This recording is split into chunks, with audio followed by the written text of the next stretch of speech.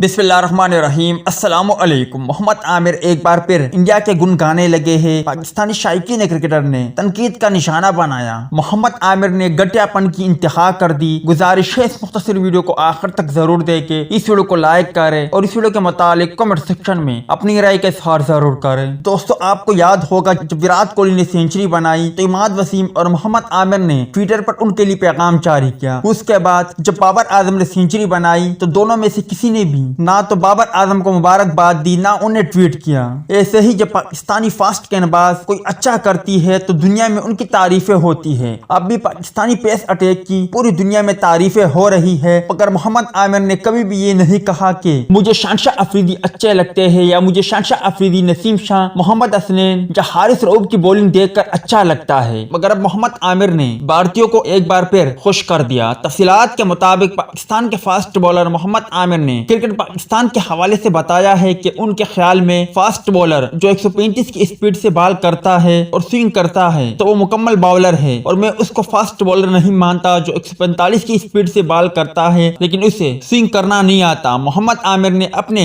4 favourite fast bowler کا نام بھی بتا دیا اور ان کے 8 فارمیٹ فیورٹ فاسٹ بالر میں ایک بھارتی کھلاڑی بھی ہے لیکن کوئی بھی پاکستانی کھلاڑی نہیں ہے۔ کرکٹ پاکستان کے مطابق محمد عامر نے بتایا ہے کہ ان کے فیورٹ فاسٹ بالر جسپریت بمراہ، ٹرینٹ بولٹ، مچل اسٹارک اور کاگیسو ربادہ ہے۔ اب آپ خود بتائیں، نسیم شاہ، شہنشاہ افریدی، حارث رؤوف کا نام لے کے انہیں موت پڑتی تھی کیا؟ اور کبھی آپ نے بمراہ کی زبان سے ایسے الفاظ سنے ہیں کہ میرے آل ٹائم فیورٹ بالر محمد عامر ہے یا کوئی اور پاکستانی ہے؟